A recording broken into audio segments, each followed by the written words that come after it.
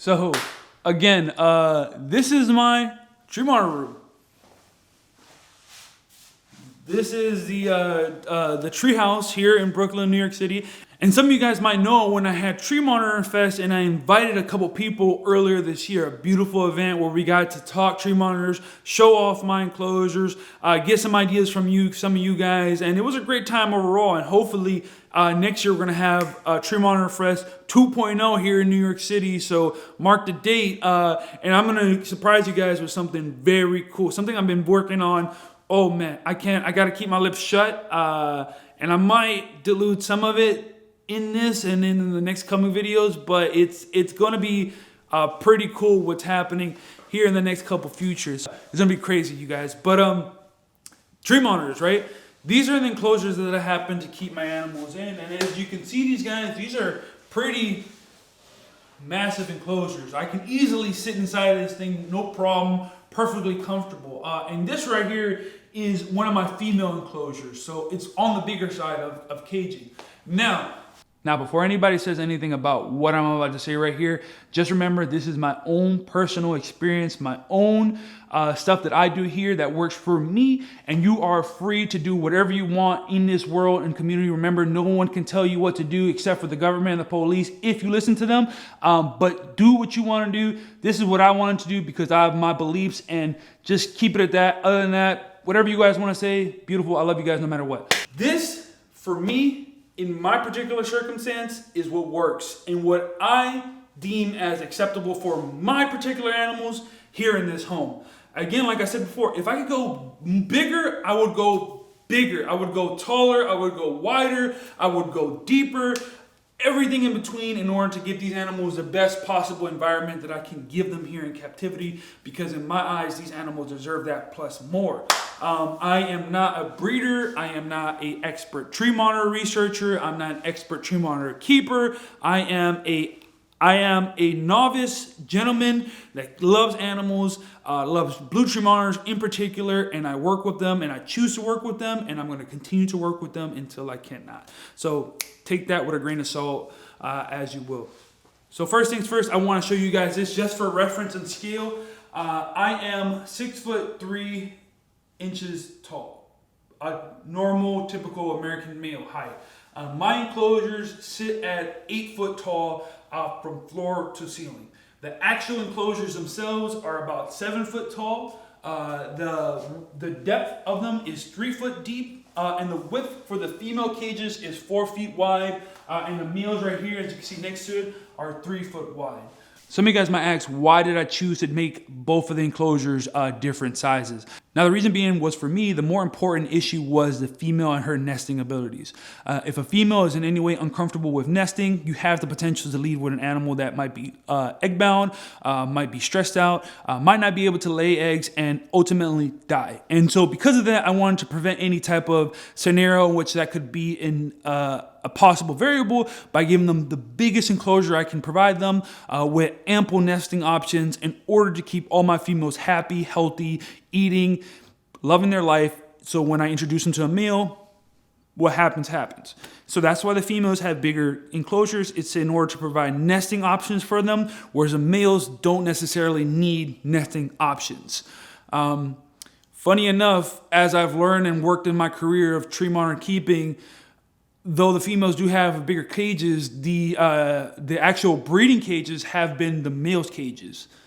So I didn't see that, coming out into me needing to be able to breed animals in that manner, but it somehow has been the better option for breeding. So stuff you learn here. So first things first, we're going to get on to why I have them lifted up, because I get this question asked a lot. So as you can see behind me, all these enclosures are on a caster system, right? Why are they on a lifted caster system? Well, it's very easy. If I ever wanted to move animal cages or anything like that anywhere inside my my reptile room, I'm able to. And it makes it a lot easier and safer to move it by myself.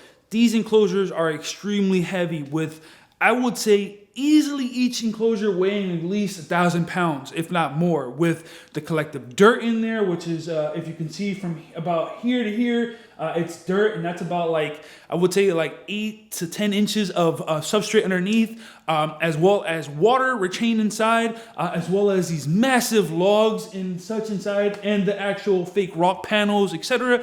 These get heavy very easily. Not to mention the actual glass, which is a 1/4-inch glass right behind me, as well as all the lighting and everything. Yeah, you can see why they're heavy and why I need casters on the bottoms of them in order to move them. There's actually a second reason why they're actually lifted off the ground, and I'm gonna show you right here in a second.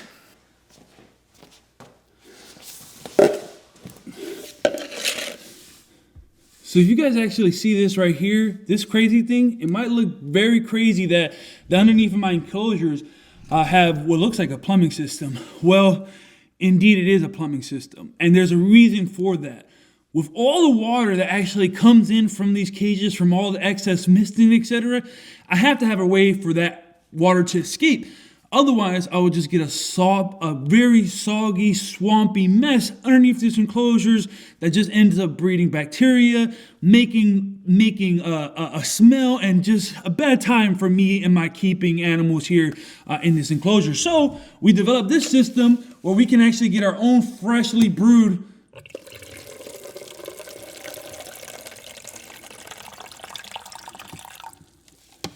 iced tea whenever we're thirsty. So that kind of explains why we go ahead and lifted the enclosures up, right? So what we learned from this is that in order to be able to move them safely by myself, as well as in order to provide a drainage solution for my animals. So some of you guys might be asking, how do I keep the bottoms from rotting? That's a good question.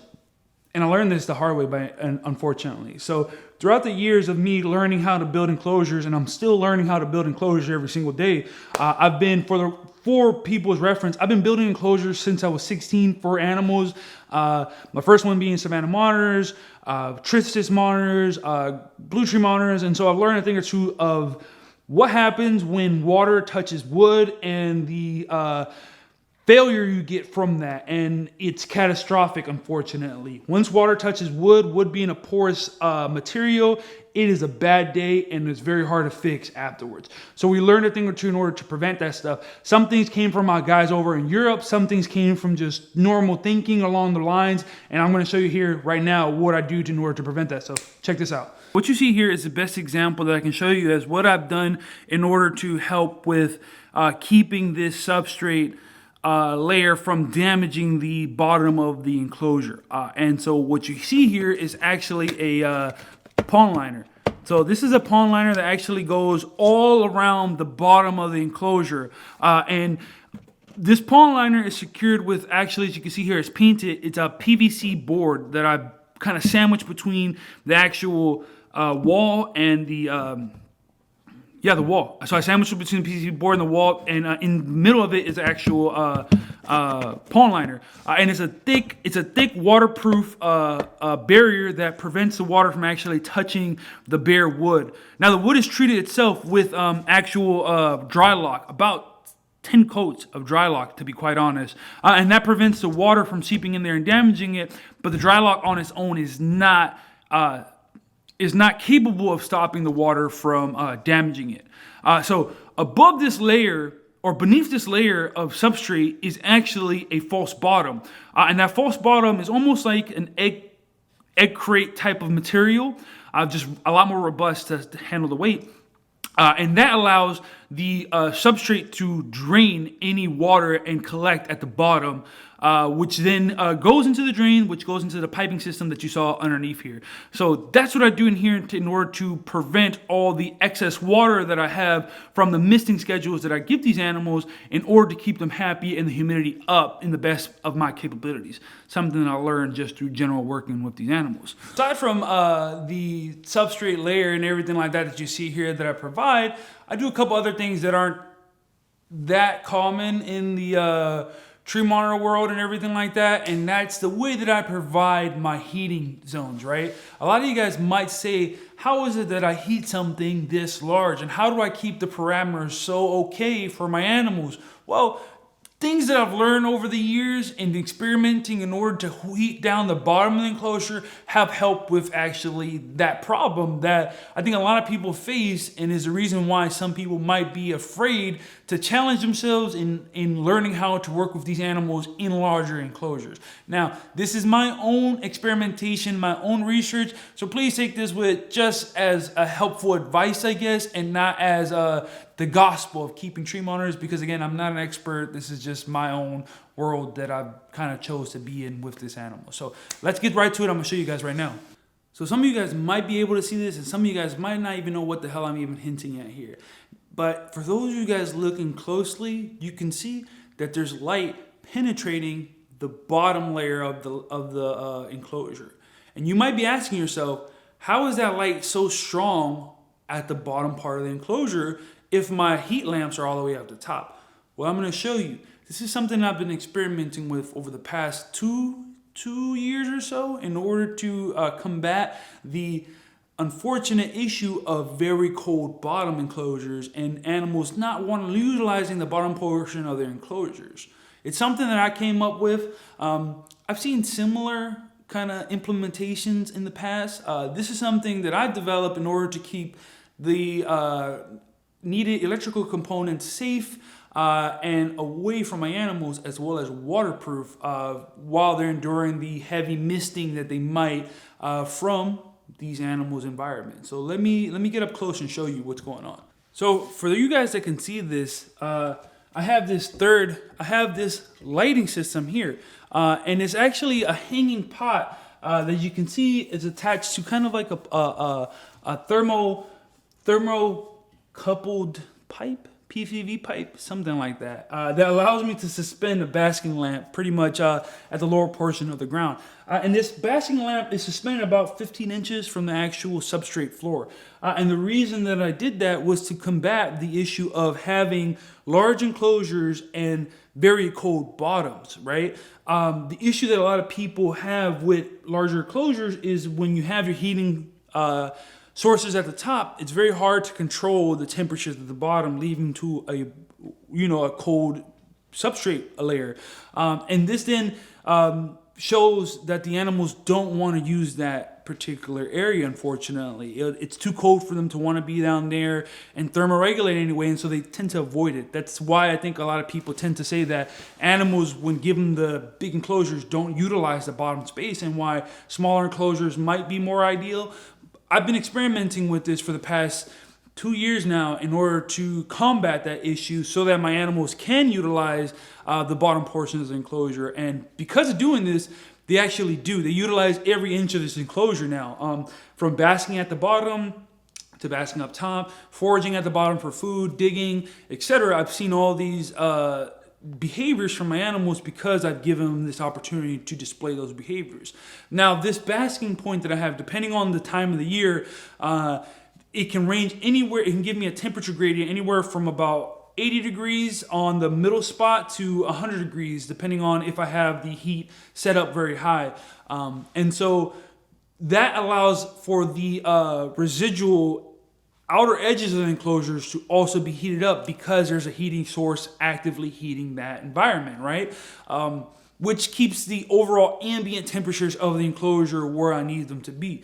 So my substrate in that particular area generally lays around, like I said, 80 to 100. Today, let's see where we're at today with this.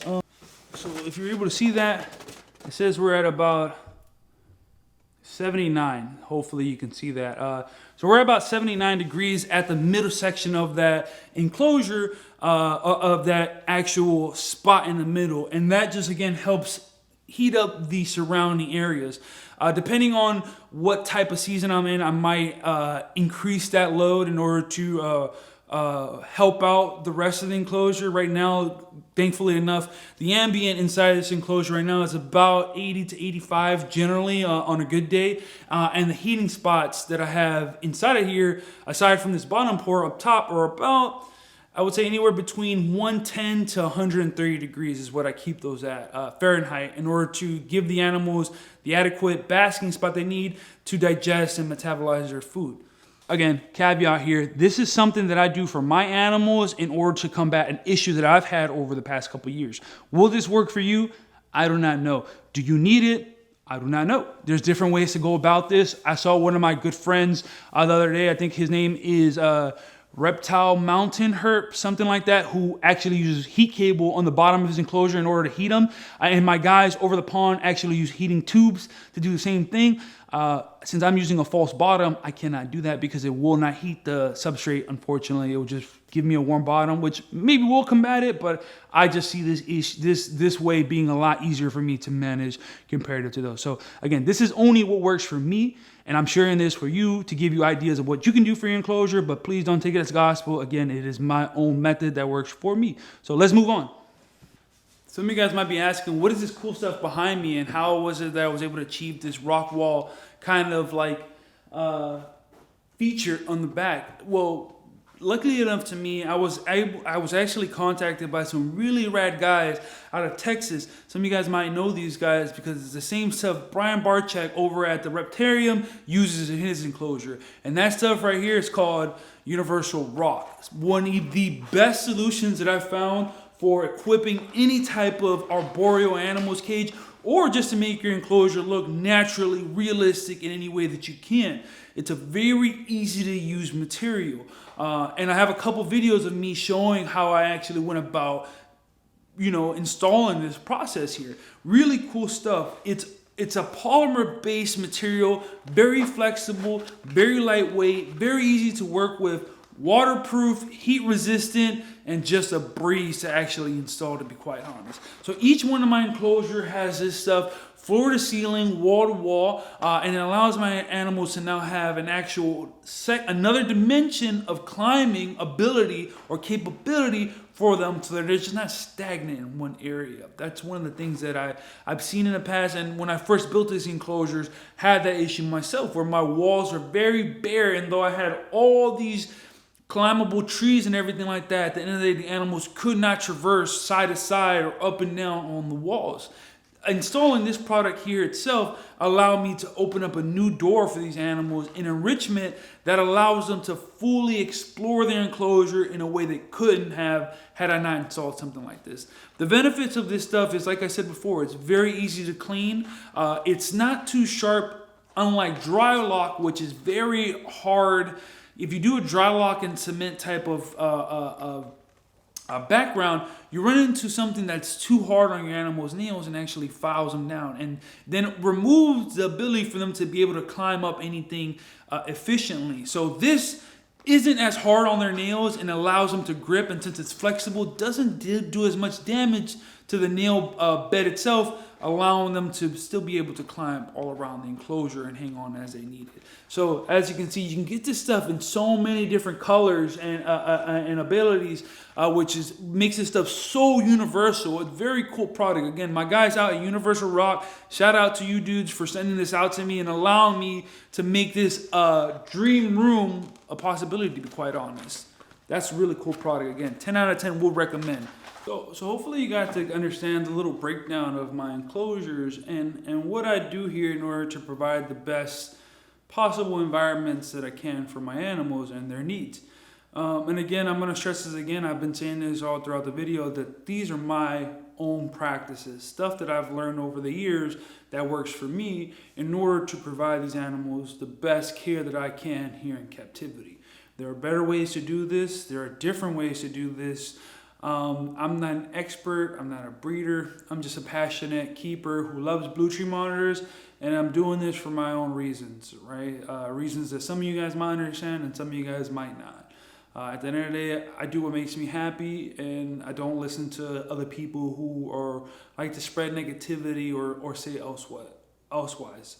Hopefully you learn a little bit about my journey, and you stay tuned for the following episodes that we might do, because this is only the start. There's so much that's happened in the past years. We finally got this room fully built out. We got the animals comfortable for 6 months, and so that's a very big thing. If you guys have kind of like followed me over the years, these animals have not gotten a chance where they were fully able to just get comfortable.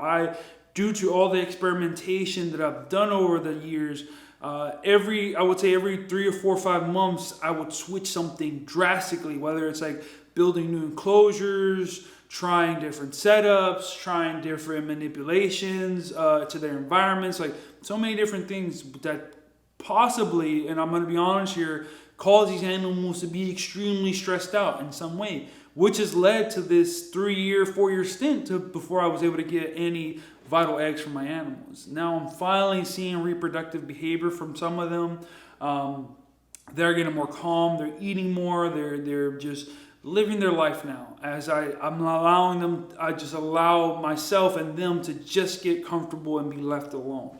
The biggest thing that I've learned from this entire experience is just the patience you need with these projects, and to be hands off. Once you have something set up, leave it alone. And if you can, try to do as much as you of the hard legwork before, so you don't have to then change it later. You know, like for example, in some of my previous videos, you'll see that these enclosures were pretty bare. Nothing on the wall, like I mentioned before, nothing on the wall until I got reached out by Universal Rock, which helped me build the fake rock walls. They were going to get fake rock walls eventually with cement, but they helped me move that process on a little bit quicker, which then allowed me to just, having to disassemble the enclosures after I built them, and redo all the enclosures and mess up with their kind of like comfortability, stimulus, and everything like that.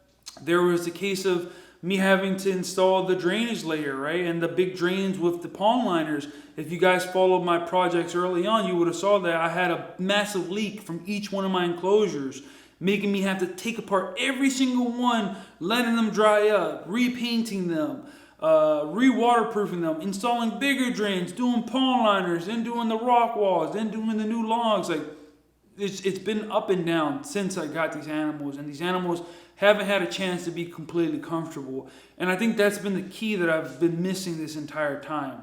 The comfortability of the animals. I can't stress enough how if an animal isn't comfortable in some way, they aren't going to show you the reproductive behaviors that they need. They won't show the reproductive behaviors that they need in order to reproduce in captivity, show you their natural displays, forage, eat, bask as normal monitors would.